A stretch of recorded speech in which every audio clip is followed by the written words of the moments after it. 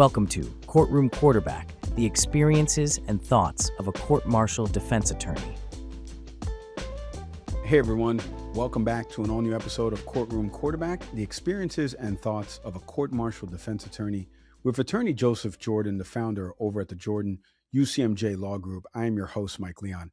You know, Joseph here is a former Army JAG and worldwide court-martial defense attorney who's tried more than 240 court-martials to verdict and thousands of military cases all across the U.S., Europe, Middle East, and the Pacific. Today's episode, we're going to be stepping into one of the most serious and complex areas of military criminal defense, and that's the ICAC, the Internet Crimes Against Children cases. Joseph's going to explain what that is, why these cases are uniquely difficult to defend, and how assumptions form early on in the case and what it actually takes to evaluate them with discipline and care. Joseph, it's good to see you. I gave the acronym here of ICAC, so I would love for you to explain a little bit of what this is and what these cases kind of involve, but also when one of these cases kind of comes to your desk, what are you kind of paying attention to early on before you even start thinking about, your trial strategy? Good afternoon, Mike. So first of all, ICAC cases are more commonly known as to catch a predator cases. So these are, as you mentioned earlier, these crimes usually occur over the internet. And so what am I paying attention to first? Well, first of all, you're looking at the ad. So at the end, we get a whole list. You have an accused, and then you get a whole bunch of chats. Well, how did the chats start in the first place? Usually it starts with some sort of an advertisement, some sort of ad on a social media platform, okay?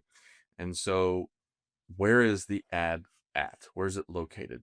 Is it required to be an adult to even set up the ad in the first place? What is the content of the ad? What photographs are shown on the ad? What is being requested? What questions are being asked of the ad? Why is all this important? Because you're looking for elements of entrapment. So, Joseph, let me ask you, when you kind of look back at these cases that, let's say, went sideways a little early on, what were some of the assumptions? Because I mentioned in the intro, right, assumptions tend to form. Like, what were some of the assumptions that tend to get baked in before anyone kind of slows down and says, hey, let's evaluate the evidence here? Well, first, I think you're looking at the assumption that the person, the accused, if they're charged with a crime, that the accused has specific knowledge and knows that he's talking to a minor. That's the number one and really and truly the only assumption that is made. Let me ask you, because you mentioned a second ago, and there was like text messages and things like that. And a lot of the evidence in these ICAC cases, and you tell me if I'm wrong, they're digital, right? It's text messages, chats, things like that. What makes assessing that kind of evidence a little bit different from other cases you handle? First and foremost, it's in the black and white. So I think one of the reasons why I'm uh, uniquely qualified more than most to look at these types of cases is because I read a lot.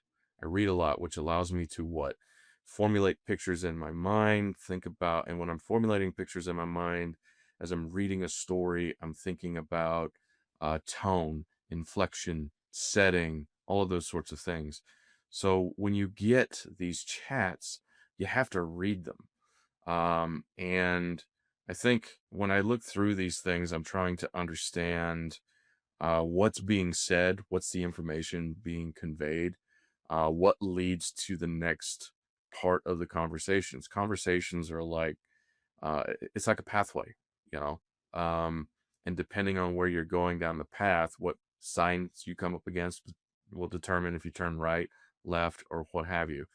And so these cases are digitally centric, and there's a lot of other data that you're also looking at, because first you start with the chats, and you're looking at the black and white conversation, but then you're also looking at, all right, well, what else is in this person's digital footprint, right? What kind of searches do they have? Were they chatting with anybody else at the same time? Were they engaging any phone calls at the same time? Those things matter because it helps determine whether or not this was distracted chatting or focused chatting. And that matters because can you definitively say that this person had this specific intent to have these conversations if they're chatting with 4 or 5 people at the same time. Well, I was going to ask you along those lines because I'm sure when you handle these type of cases, I mean, they're going to get naturally strong reactions, right? Because of the assumptions that are formed. How do you kind of keep the analysis and discipline part of this from getting, drowned out once momentum starts building in the case? Like, how do you separate that? So I think I take a three-prong approach. So first, I kind of take a 30,000 foot view. Let's just look at this from the 30,000 foot um, venue for angle and think about this holistically.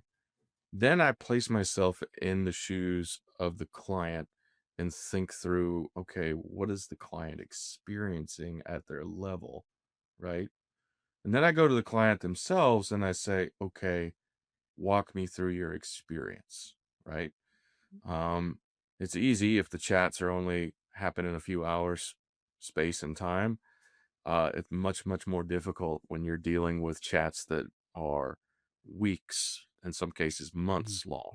Um, and but you have to break it down at that level. And I think taking that three-prong approach, the 30,000 foot view, putting myself in the place of my client, and then asking my client, okay, walk me through your experience, allows me to test a variety of different assumptions to destroy confirmation bias if indeed my client is innocent. Staying on that front, can we talk a little bit more about like the investigative process that you do? Like what, like that could shape the entire case. I mean, what kind of early choices in that investigative process tend to have like the biggest impact downstream or later on?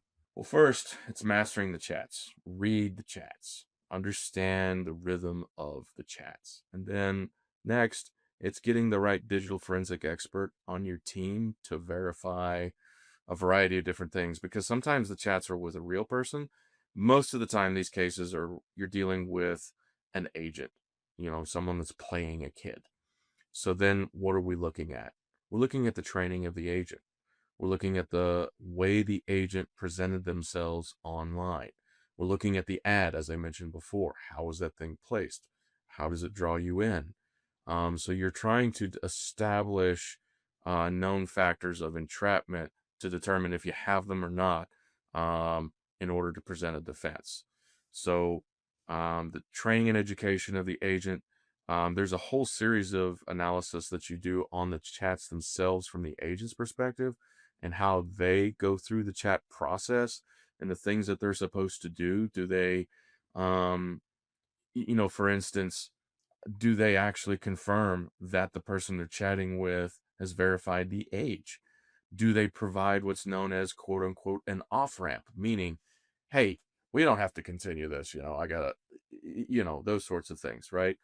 How do they react to, the stimulus of what the client is saying? Are they trying to draw them in too much? Are they trying to lead them down the road too much?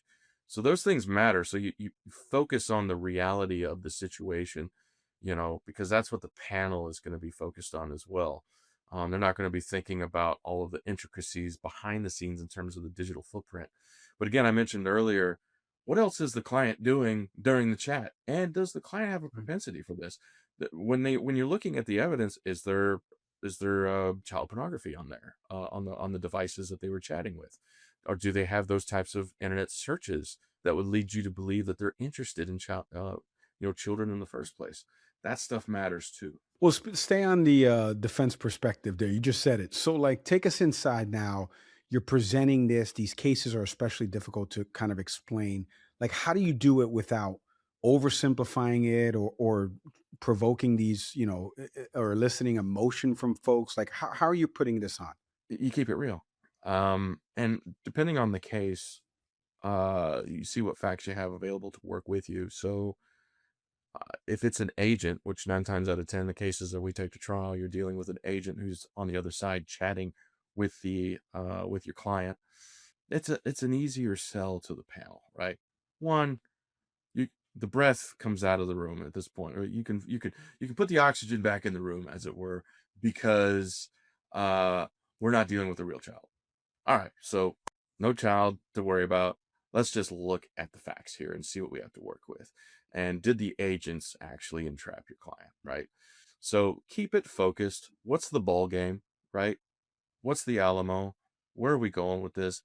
If you're actually dealing with a child, though, and we've done that too, in those scenarios, now you're looking at, okay, well, what's the background of the child? Why would the child be involved in something like this in the first place? What gives them, access? What gives them the knowledge? What gives them the interest, right? Um, and so in those cases, most of the time, the child, if they're communicating with your client, they're not identifying that they're actually a child. It's a situation where the parents have identified you're talking to an adult, but then you look at the chats and there's no indication that they're actually a child. They presented themselves to be older than who they are. Hmm. But then there's an indication that maybe they're not. So where do you get caught? Well, maybe if they show up for the meet or whatever, right? So it depends on the scenario in terms of what you're working with. Um, and with if it is found out to be a child that you're communicating with, it does make the defense perspective much, much more difficult to deal with. Well, let's talk about like a specific case because you gave two examples there where sometimes it's an age and sometimes not a kid. Can you kind of share a case where the analysis, rather than a quick conclusion, fundamentally kind of changed how the allegation was understood, and what kind of stood out in the process?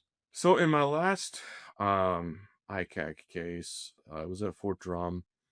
For the life of me, I don't understand why they thought we had to catch a predator problems on post on Fort Drum, but they decided to set up a sting at some cabins in a little park area on Fort Drum. Um, and they started, and when I say they, I mean the New York State Police. So the New York State Police partnered with Army CID on Fort Drum and set up this sting operation. And so they put out these ads, and the ads were on an adult-only website. It's actually a website that was known to traffic in prostitutes.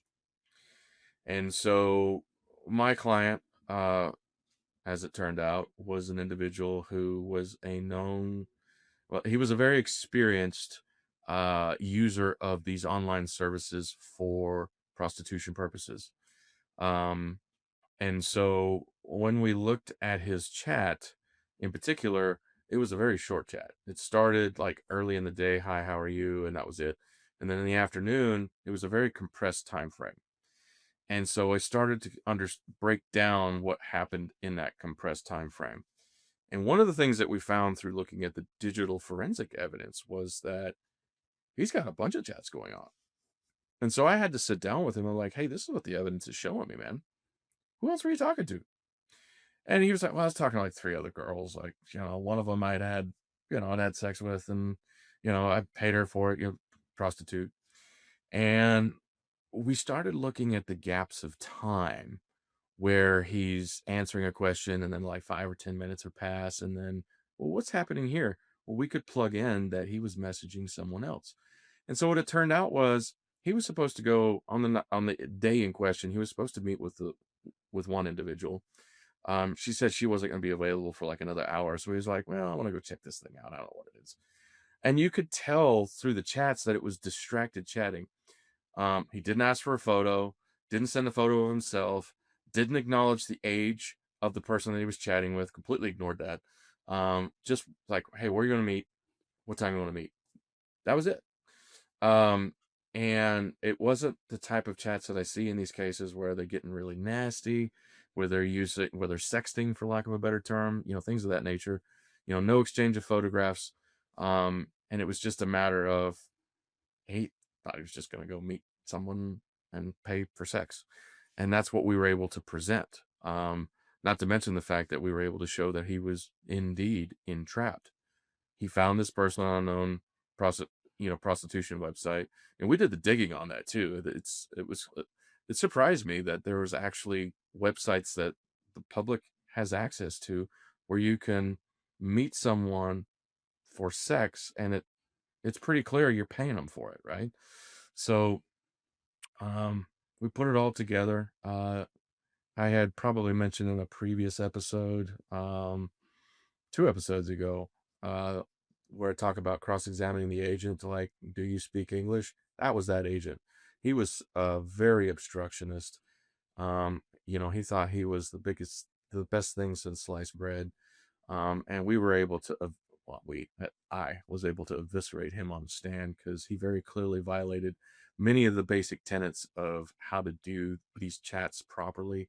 I won't go into the bloody gory details of that, but suffice it to say, he didn't do it correctly. We were able to show the panel that our client was indeed entrapped, and it was a full acquittal, and it was a quick verdict too, which um, is a pretty strong signal that this was a case that should have never walked into the courtroom. Well, Joseph, as we wrap here, this is Courtroom Quarterback, right? So, for the folks out there that are watching this, that maybe they're with deciding whether or not they should handle an ICAC case. Let's use this as an example. What are some qualities or approaches that you would tell them matter the most in these cases? They're rarely talked about openly. Well, first, listen to your client. First and foremost, find out what the client's thoughts were. You need to red team that. You need to question that. You need to apply common sense to what they're telling you. But what is the client's perspective on this? And what you have to do is you have to coach them through this process wherein you want them to be objective. Take the emotion out of it. I know you're scared shitless. I get that. Okay. Take the emotion out of it. Let's just tell me what you were thinking as you were going through this, as you were having this chat, right? That really helped me gain perspective on my client because my client he was a third country national. And English was not necessarily his first language.